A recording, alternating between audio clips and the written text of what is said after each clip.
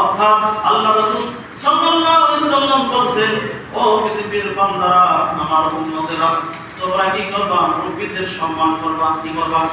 মুরব্বিদের সম্মান করবা। যেমন একটা বান্দা আরেক বান্দা আরেকদের সম্মান করবা, ইজ্জত করবা। তোমরা অবশ্যই ভালো ব্যক্তিকে শ্রদ্ধা করবা, সম্মান করবা। আল্লাহ তাআলা তোমার সম্মান ইজ্জত বাড়ায় দেন। সুবহানাল্লাহ। একজন মানুষ যেই ধর্মের হোক, যদি সে মুরব্বি হয়, তাকে তুমি সম্মান করবা।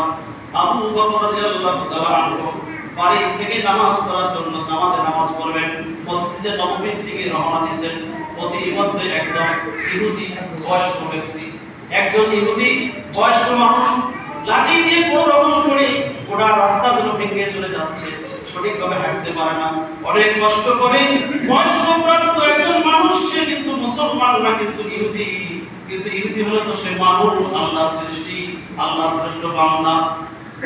আবু বকর সিদ্দিক রাদিয়াল্লাহু তাআলা চিন্তা করতেছেন, আমি যদি লোকটাকে একটু ধাক্কা দিয়ে সরাই দিয়ে সামনের দিকে যাই, তাহলে জামাতটা পাবো, কিন্তু আমি যদি না দিয়ে যাই, তাহলে জামাতটা আমার ক্ষতি হবে।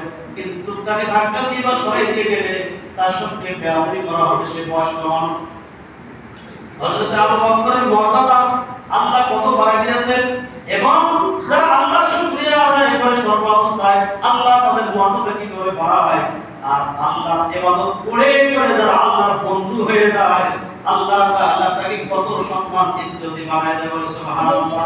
আবু বকর রাদিয়াল্লাহু তাআলা আনহু ওই ইহুদি বয়স্কপ্রাপ্ত ব্যক্তির সামনে না গিয়ে পিছে পিছে যাচ্ছে, ধীরে ধীরে যাচ্ছে, আর এরকম যেন হাতটা বাড়াই দিচ্ছে, যদি কোনো কারণে বয়স্কপ্রাপ্ত ব্যক্তিটা পড়ে যায়, তাহলে আমি ধরতে যেন পারি। ঠিক এইভাবে এইভাব করে আস্তে আস্তে আস্তে আস্তে ওই ইহুদির পিছে পিছে যাচ্ছে। আল্লাহ তাআলা হযরত জিবরাইল আলাইহিস সালামকে পাঠিয়ে দিলেন, জানাই দিলেন, ও নবীজি, আপনার আবু বকর জামাত ধরার জন্য মসজিদে আসতেছিল, কিন্তু একজন ইহুদি রাস্তার মধ্যে হাঁটতেছে। বয়স্ক মানুষ বেয়াদবি হবে মনে করে সম্মান করে ধীরে ধীরে আসতেছে। ও নবীজি, আপনি তো এখন কিরাত শেষ, আপনি তো এখন রুকুতে যাবেন। আল্লাহ তাআলা বলেন, যতক্ষণ পর্যন্ত আবু বকর রাদিয়াল্লাহু তাআলা মসজিদে প্রবেশ করবে না, যতক্ষণ পর্যন্ত জামাতে শামিল হবে না, ততক্ষণ পর্যন্ত আপনি নবী, আল্লাহর হুকুম, আপনি রুকু অবস্থায় থেকে যাবেন। বলে সুবহানাল্লাহ। আল্লাহ তাআলা বান্দাকে যখন ভালোবাসে, আল্লাহ তাআলা কত সম্মান ইজ্জত বাড়ায় দেয়।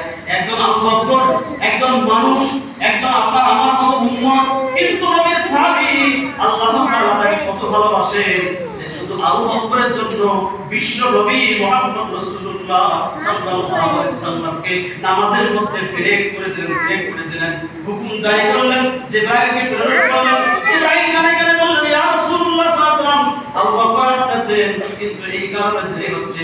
আল্লাহ বলছে, যতক্ষণ আবু বকর জামাতে শামিল হবে না, ততক্ষণ আপনি রুকু থেকে সোজা হইতে পারবেন না। আল্লাহু আকবার। এই জন্য মুরব্বিদের সম্মান করতে হবে। আমরা এমন কিছু আল্লাহর শ্রেষ্ঠ বান্দা আছি, রাস্তায় চললে, আলেমদের দেখলে, মুরব্বিদের দেখলে, ইমাম সাহেবকে দেখলে, মুয়াজ্জিন সাহেবকে দেখলে আস্তে মুখটা করে অন্যদিকে যাই, মনে হচ্ছে যে শরীরটা চলে যায়। ওরে বন্ধু, কোরআন হাদিস না বোঝার কারণে এই বের আমাদের খায় না। হয়তো মনে মনে চিন্তা করি, মাস শেষ হলে 200 টাকা আমি ইমাম সাহেবকে দেই, তারপরে ইমাম সাহেবের বেতন হয়, ইমাম সাহেব আমাকে সালাম দিবে সব সময়, ইমাম সাহেব আমাকে সম্মান করবে সব সময়, আমি কেন সম্মান করব, আমি কেন সালাম দেব, আমি কেন শ্রদ্ধা করব? আল্লাহ কোরআন বলেছে, তোমরা সব সময় আলেমদের শ্রদ্ধা করো, কোরআনের ব্যক্তিদেরকে শ্রদ্ধা করো। আল্লাহ তাআলা হাসরের ময়দানে তাদের সঙ্গে তোমার হাসর হয়ে যাবে। সুবহানাল্লাহ। তাদেরকে মহব্বত করো, সম্মান করো, কিন্তু রাস্তায় মুরব্বি দেখলে আমরা সম্মান করি না, আলেমদের দেখলে সম্মান করি না, ইজ্জত করি না, মাথাটা ঘুরাইয়া, মুখটা ঘুরাইয়া অন্যদিক থেকে চলে যাই। হাসরের ময়দানে আল্লাহ তাআলার কাছে আমি যখন আল্লাহর আদালতে বলবো, আল্লাহ, আমিও তো তোমার বান্দা, আজকে তুমি আমার দিক থেকে অন্যদিক মুখ ঘুরাচ্ছ কেন? আল্লাহ, তুমি আমাকে মাফ করে দাও। আল্লাহ বলবেন, ও বান্দা, তুমি দুনিয়ার আলেমদের দেখলে মুখ ঘুরাইয়া গেছিলা, আলেমদের সম্মানিত করতে পারো নাই, তাদের সঙ্গে ভালোবাসতে পারো নাই, ভালো সম্পর্ক রাখতে পারো নাই। আমার ওই আলেম বান্দাকে তুমি যদি সম্মান করতা, আমি আল্লাহ খুশি হয়ে আজকে তোমাকে মাফ করে দেব। আল্লাহু আকবার। তুমি যেহেতু ওই দিন না ঘুরাইতেছিলা, আজকে আমি তোমার কাছ থেকে মুখটা ফেরাই দায়িত্ব করে আলহামদুলিল্লাহ আমার বন্ধুগণ হাদিস শরীফে এসেছে হযরত আব্বাস রাদিয়াল্লাহু তাআলা আনহু এই সাহাবীদেরকে লক্ষ্য করে বলতেছেন নবীদের মৃত্যুর পরে সাহাবীদেরকে লক্ষ্য করে বলতেছেন ও আল্লাহর নবীর সাহাবীরা এই রওজা বাগিয়ে তিনি শুয়ে আছেন আল্লাহ মুহাম্মদ রাসূলুল্লাহ সাল্লাল্লাহু আলাইহি সাল্লাম বলেন কোন ইমানদার ব্যক্তি যদি আল্লাহর সন্তুষ্টির জন্য রাস্তা চলতে চলতে কোন বয়স্ক মানুষকে দেখতে পারে হাঁটতে পারে না চলতে পারে না অথবা হাঁটতে হাঁটতে হাতের লাঠিটা মাটিতে পড়ে গেছে কোন ব্যক্তি যদি দাঁড়াইয়া মহব্বত করে ওই লাঠিটা উঠায় তার হাতে ধরে দিতে পারে লাঠিটা উঠাইয়া যদি ওই লোকটার হাতে ধরে দিতে পারে অথবা তাকে হাতটা ধরিয়ে তার গন্তব্যস্থলে হাতটা ধরে আস্তে আস্তে পৌঁছে দিতে পারে অথবা তার হাতে বা তার গায়ে একটা পোটলা আছে সেই পোটলা সে বহন করতে পারছে না বয়সের ভারীতে ওটা যদি হাতে দিয়ে তাকে পৌঁছে দিতে পারে আল্লাহর নবী ঘোষণা করেছেন ওই ব্যক্তি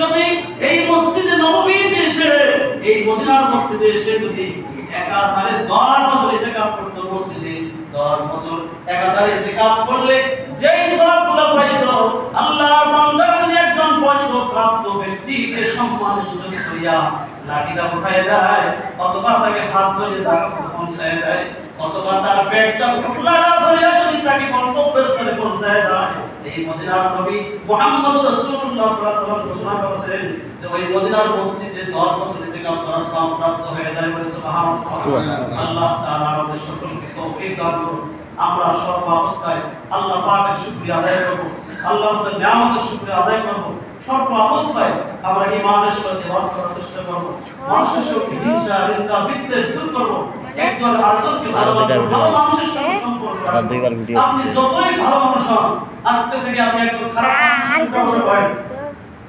40 দিনের মধ্যে আপনি খারাপ হয়ে যাবেন আপনি বিড়ি খান না বিড়িখোর হয়ে যাবেন আপনি গাঁজা খান না গাঁজাখোর হয়ে যাবেন আপনি মদ পান করেন না মদ পান করে হয়ে যাবেন অর্থাৎ ভালো মানুষের সঙ্গ দিলে সে ভালো হবে খারাপ লোকের সঙ্গে সঙ্গ দিলে সে খারাপ হয়ে যাবে এই জন্য আমি সহ আমরা সবাই নিজে এবং নিজের ছেলেদেরকে মেয়েদেরকে সন্তানদেরকে ভালো মানুষের সঙ্গে সঙ্গ দেওয়ার জন্য আমরা চেষ্টা করব আল্লাহ তাআলা আমাদের সকলকে তৌফিক দান করুন জীবনে ভালো কাজ করে আল্লাহ শুকরিয়া আদায় করে ঈমান নিয়ে এবং জান্নাতের মেহমান হয়ে যেন কবরে যেতে পারে সকলকে আল্লাহ কবুল করবে আল্লাহুম্মা আমিন যারা সুন্নাত পড়ে চায়